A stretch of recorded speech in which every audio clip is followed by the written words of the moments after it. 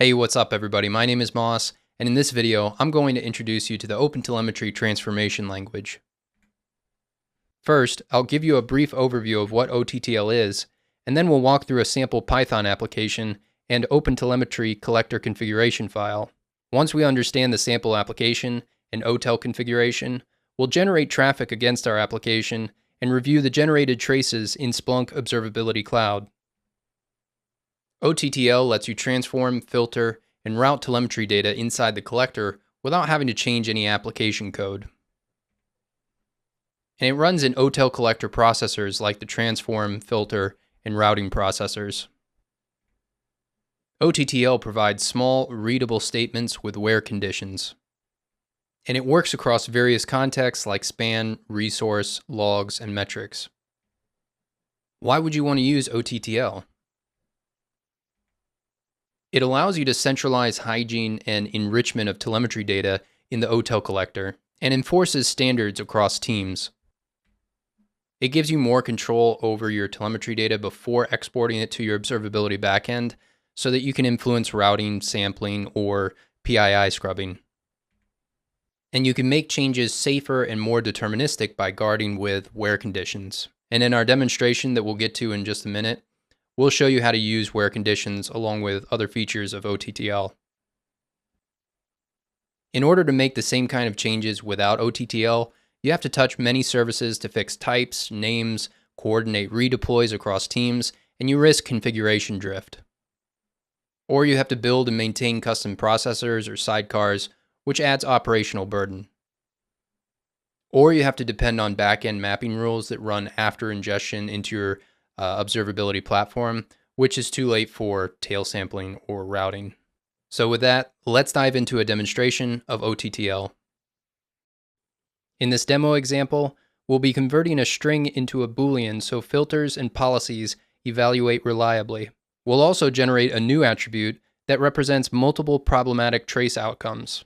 We're going to rename error spans, and then we'll enrich resource identity attributes so that we can filter consistently across traces.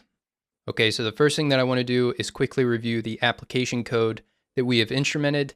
Then we'll walk through the OTel collector configuration file. We'll generate some traffic against our application, and then we'll take a look at that traffic in Splunk Observability Cloud. The application that we've instrumented is a very simple Python application with a single endpoint. So initially we defined this simple order service as a resource. And we set the service name as well as a service version and the deployment environment. And we'll actually use OTTL to perform transformations on some of these resource attributes.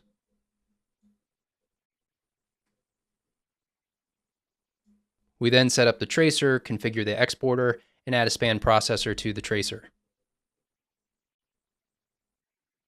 Now this is the primary endpoint that we'll be using, the checkout endpoint. Initially, we're creating a random order ID, a random customer ID, and setting that as a span attribute. And then starting on line 74, we start defining multiple scenarios that will occur randomly when traffic is received to this endpoint. So you can see on line 71, scenario is set to normal by default, but we'll be updating scenario depending on what happens to the request. So in the first case, there's a 10% chance that the request will have artificially high latency of over 1.5 seconds. And when that happens, we set the scenario value to high latency. And then we also set a span attribute called scenario with high latency as its value. And then in scenario number 2, which has a 10% chance of happening, is an error scenario. In this case, we're setting the scenario attribute for the current span to error. We're also setting this other attribute called issue detected to true. And then we set the status code for the span to error. Otherwise, we perform a normal operation of the checkout function, and we set the scenario attribute to normal. Now let's take a look at our OTel collector configuration file. It's mostly pretty standard, except under the processors, we add the transform processor.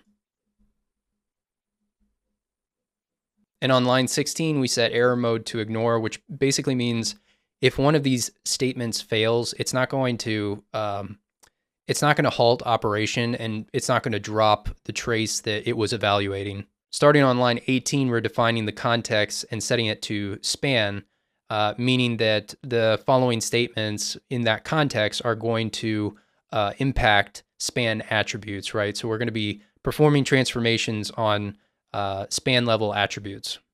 Now, the first statement on line 20 is basically just inserting a marker confirming that OTTL is applying transformations, right? So we're adding a brand new attribute to the span called demo.ottl, and it has a value of applied, right? So that's just confirming that OTTL is working and performing transformations on our spans.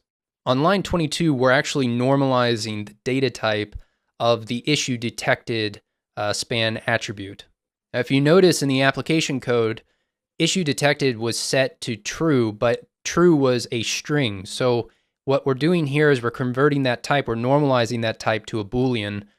So that's going to be set to true instead of a string value of true.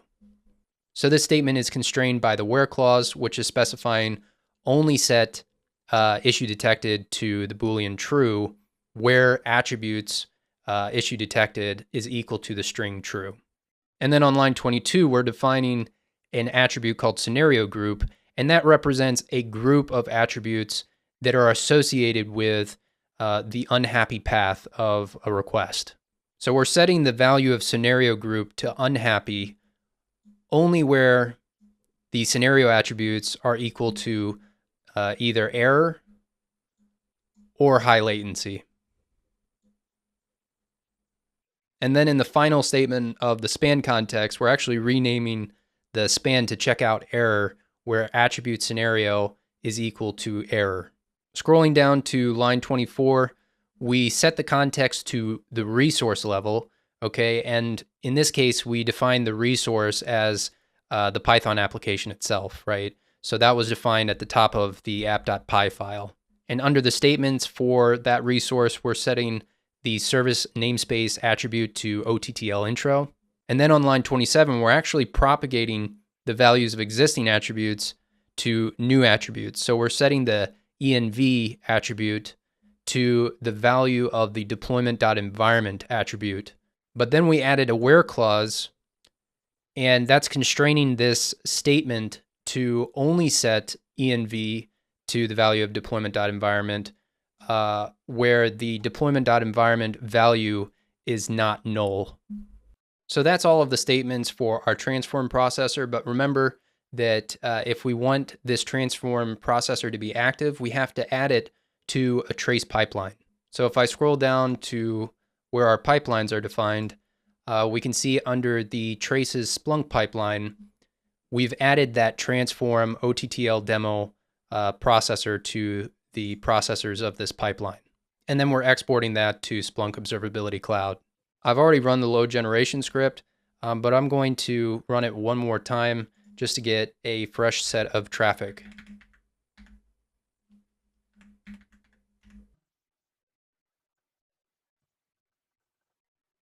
Okay, so the load generation completed with 25 requests, 2 failed, so we have an 8% error rate. And now we can take a look at all of those requests in Splunk Observability Cloud. From the Splunk Observability Cloud homepage, I'm going to select APM. And in the APM homepage, I can get a high-level overview of my environment and the services in my environment. And in this particular environment called Moss Demo Environment, there is only one service. If I scroll down, I can select a service-centric view of the order service.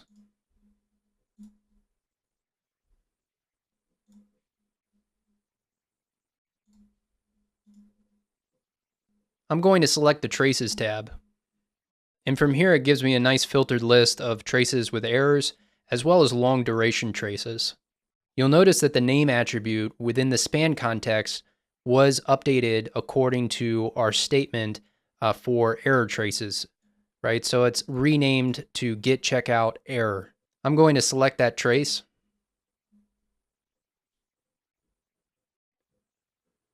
And there's only one span in this particular trace, but if we look at the right-hand side window, we should be able to see all of the attributes and transformations to attributes that we set in our OTTL collector configuration file.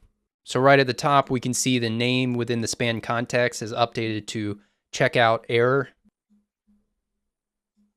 There was also this intent marker attribute that we added just to confirm that OTTL was running and performing transformations on our traces.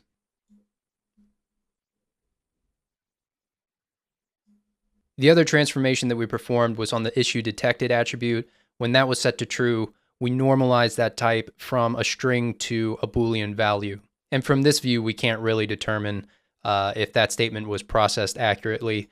This obviously could be a string or a Boolean value. There's no indication here of what the type of that value is.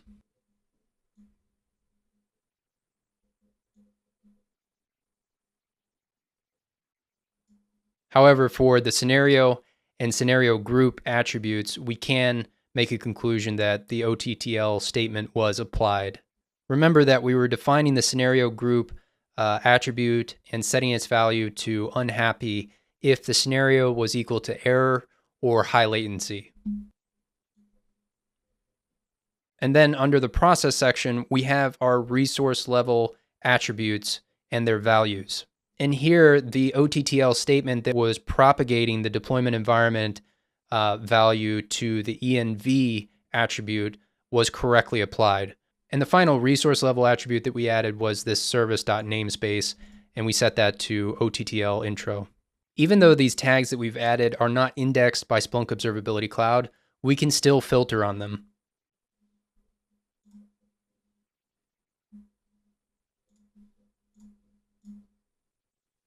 So from here, I'll select the traces card. And there's 225 traces over the last hour in this Moss demo environment. But I can add a filter here over the unindexed tags and search for the scenario group tag.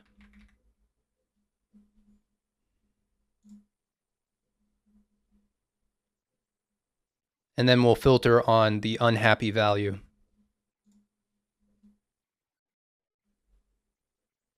So with this single attribute, we were able to group multiple traces together that had different values for their scenario. So in this case, it's traces with a scenario of error and traces with a scenario of high latency. And we can see over the last hour, there were 41 traces that matched those values. And you can see in the list of traces, the ones that aren't marked as an error clearly have a much higher duration than the ones that are marked as error. So here are the key things that I want to leave you with. OTTL provides safe, conditional, in-flight telemetry transformations in the OTel collector. And it standardizes telemetry semantics centrally without requiring application redeploys. It works across span, resource, log, and metric contexts. It improves your ability to query, accelerates incident response, and enables precise routing, sampling, and redaction before export. And the one caveat that I'll leave you with before we conclude is you have to be mindful applying OTTL and transformations to your telemetry data before exporting, and closely monitor not only your resource usage, but also the volume of telemetry data. This is a CPU intensive and memory intensive operation. So it's fine to add attributes, where necessary to standardize across multiple development teams and make it easy to filter in your observability backend. But you don't want your transformations to be a bottleneck in your telemetry data pipelines. I hope you enjoyed this video, and if you did, we'd love to hear your feedback. And if you're interested in trying Splunk Observability Cloud yourself, you can navigate to this link to claim your free 14-day trial. Thanks for watching.